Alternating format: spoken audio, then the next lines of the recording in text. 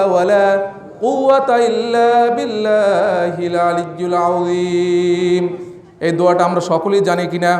যখন এইটা আমরা পড়ি, শয়তান দৌড়ায় দৌড়ায় দৌড়ায় দৌড়ায় দৌড়ায় দৌড়াইতে দৌড়াইতে দৌড়াইতে যেখানে খালি মাঠ ওখানে উবুরাইয়া পাসার খায় আর বলে আমি তো কিছু করতে পারলাম না, আল্লাহর বান্দাই জিতে গেল।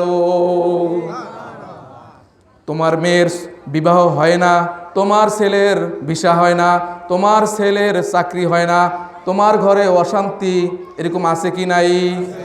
কোরআন থেকে আমি বলে যাই, 40 দিন পর্যন্ত দৈনিক 100 বার পাঠ করবেন। কতবার? কয়দিন পর্যন্ত? ধৈর্য ধারণ করবেন আর তেলাওয়াত করবেন। নামাজের পরে ইস্তেগফার কতবার? 100 বার পাঠ করবেন। আপনার বিবি কথা শোনে না, আপনার ছেলে মেয়ে কথা শোনে না, দেখবেন ইনশাআল্লাহ আমি 40 দিন পর আমাকে বলবেন হুজুর কথা আসলেই সত্য, এতে কোনো সন্দেহ নাই। পারবো তো ইনশাআল্লাহ? ইস্তেগফার আমরা পড়ি না কেন জানেন? এই ইস্তেগফার পড়বে মনে হয় যারা গুনাহ করছে হেরা। আমরা তো গুনাহ করি নাই কেউ, এনে গুনাহ করছি কেউ? গুনাহ করে? আহারে কি জানেন নাকি একটা মিথ্যা কথা বলা কিন্তু কবিরা গুনাহ। একটা মিথ্যা কথা বলা কি জোরে বলেন? একটা কবিরা গুনায় 7000 বছর জাহান্নামে জ্বলতে হবে। দুনিয়ার আগুন কিন্তু হাতে লাগে, কলিজা পড়ে না। দুনিয়ার আগুন হাতে লাগে, কলিজা পড়ে। জাহান্নামের আগুন হাতে লাগার সাথে সাথে কলিজা পুরে পায়খানার রাস্তা দিয়ে পড়ে যাবে, বলে নাউজুবিল্লাহ। ভাইরা আমার, বন্ধুরা আমার, কেমনে সহ্য করবেন? এই জন্য বলতেছি যুবক ভাইদেরকে আমি মাঝখানে বলছিলাম ওয়াশাফুন নাশাফি ইবাদাতিল্লাহ, যেই যুবক যৌবনকালে আল্লাহর ইবাদত করবে, কোন কালে জোরে বলেন? তার শক্তি আছে জিনা করা, তার শক্তি আছে অন্যায় এভাবে মানুষের জমি দখল করে খাওয়া, আছে নাকি এরকম? ওই যুবক বয়সে যখন সেজদা দেয় আল্লাহর আরশ কিন্তু থরথর করে কাঁপে। কেন কাঁপে তুমি জানো নাকি? তুমি যুবক, তুমি গুনাহ করতে পারো, তুমি গুনাহকে ছেড়ে দিয়ে তুমি আল্লাহর কদমে সেজদা দিয়েছো। ও যুবক ভাইয়েরা আমার, তুমি জানো নাকি তোমার কত ভাগ্য? বৃদ্ধ বয়সে যদি তুমি রুকু সিজদা না দিতেও পারো, রিটায়ার্ডে যখন মানুষ যায়, সরকারি রিটায়ার্ডে যখন চাকরি যায়, যখন টাকা পায় কিনা জোরে বলেন? আল্লাহ তাআলা বলে দিয়েছেন বৃদ্ধ বয়সে তুমি উরুজু হচ্ছে না, সিজদা দিতে পারছো না, তোমার কুবুরে বেদনা। তুমি যুবক বয়সে যে ইবাদত করেছো, ওই খাতা খুলে ফেরেশতাদেরকে বলবে ফেরেশতা যুবক বয়সে দেখো কেমন ইবাদত আছে। বলবে যে আল্লাহ যুবক বয়সে অনেক ইবাদত করছে, বলছে তার রিটায়ারের সময় ওই যুবক বয়সে যে ইবাদত করেছে ওই সব তার আমলনামায় লিখে দাও। যুবক ভাইয়েরা আমার, কোন দিকে যাচ্ছেন? কোন দিকে যাওয়ার কথা ছিল? কি বলেন, ঠিক না বেঠিক? আল্লাহ রাসূল সাল্লাল্লাহু আলাইহি সাল্লাম কিয়ামতের মাঠে হাউজে কাউসারের পানি নিয়ে যখন দাঁড়াবেন, ইন্না আ'তাইনাকাল কাউসার, জোরে বলেন সবাই, ইন্না আ'তাইনাকাল কাউসার, হে নবী আপনাকে আমি কাউসার দান করেছি। কিয়ামতের মাঠে যখন আল্লাহ রসুল হাউজে কাউসারের পানি যে ব্যক্তি একবার পান করাবে 50,000 বছরের ভিতরে কোনো পানির পিপাসা লাগবে না। ওরে ভাইরা আমার, বন্ধুরা আমার, কোন নবী পেয়েছেন?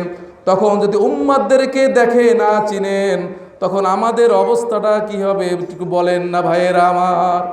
এই দুনিয়ায় বসে নবীর সুন্নাত পালন করো নাই, খানা খেয়েছো, দস্তরখান লাছো নাই।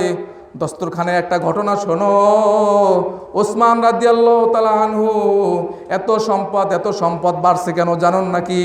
দস্তরখানে খানা খাইছে আর আল্লাহ তাআলা তার সম্পদ বাড়াইয়া দিছে, বলেন সুবহানাল্লাহ। আল্লাহ রাসূল সাল্লাল্লাহু আলাইহি সাল্লামকে বলছেন ইয়া রাসূলুল্লাহ, এত সম্পদ বাড়ে তো কমে না। বলছে তুমি উটের পিঠে, ঘোড়ার পিঠে শহর যখন হবে ওখানে বসে খানা খাবে, কারণ ওই খানা যখন নিচে পড়বে উঠাইয়া তুমি খাইতে পারবে না। ওসমান রাদিয়াল্লাহু তাআলা যখন খানা খাইছে তখন ওই খানা উঠাইয়া আবার খাইছে, তাই সম্পদ বাড়তে আছে। সুবহানাল্লাহ। দস্তরখানে খানা খাবো তো ইনশাল্লাহ? পারবো না ইনশাল্লাহ? প্রত্যেকটা কাজে মুমিনদের দোলনা থেকে বাচ্চা থেকে কবর পর্যন্ত প্রত্যেক মুমিনের জন্য সুন্নাতে চলার জন্য জরুরি রয়েছে। আমরা তো সুন্নাত এখন মানিই না, কি বলেন? টুপি কি মাথায় দিয়ে রাখা লাগবে, কি বলে, এরকম অনেকে বলে না? মেসওয়াক কি করা লাগে, এটা কি কেমন কথা, কি বলেন? আহারে, এই মেসওয়াক আল্লাহ রসুল সাল্লাল্লাহু আলাইহি ওয়াসাল্লাম বলছেন উম্মতের জন্য যদি কষ্ট না হইতো আমি মেসওয়াক করা ফরজ করে দিতাম। সুবহানাল্লাহ। আহারে, এই মেসওয়াক আর মুসলমান করতেছে না। এই নবীর সুন্নাতের উপর আমল করবো তো ইনশাআল্লাহ। জোরে বলেন না ইনশাআল্লাহ। আর এই মাহফিল প্রতি বছর চলবে ভাই, আপনারা খুশি না বেজার? জোরে বলেন, জোরে বলেন। এই যে মাওলানা কবির সাহেব একা মানুষ, এলাকার যুব সমাজকে নিয়ে আরো লোকজনকে নিয়ে যে এই মাহফিলের প্যান্ডেল করেছে, আপনারা খুশি না বেজার? আহারে, দিনই একটা মজলিস। আগের ছোটবেলায় শুনতাম ওখানে একটা যাত্রাপালা, ওখানে একটা যাত্রাপালা, সেটা তো বন্ধ হয়েছে, কি বলেন? সেটা বন্ধ হয়েছে না? এই অশ্লীলতা বেহায়ানা থেকে আমাদেরকে আল্লাহ তাআলা হেফাজত করছে, বলে আমিন। এখন আমাদের আরেকটি ধ্বংসের কারণ হয়ে দাঁড়াইছে, কি জানেন?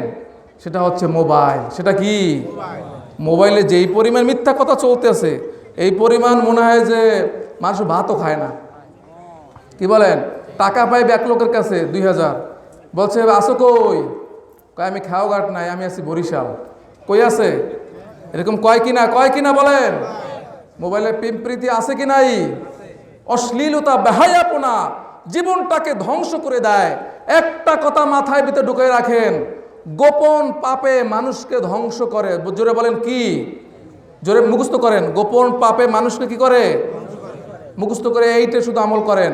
গোপন পাপে মানুষকে, আর গোপন ইবাদতে আল্লাহ তাআলা বান্দাদেরকে শ্রেষ্ঠ বানাই দেয়। এখন কোনটা দরকার আমাদেরকে? এখন গোপনেও কিন্তু মানুষ যখন পাপ করে, কেন পাপ করে জানেন? যখন একা থাকে, যখন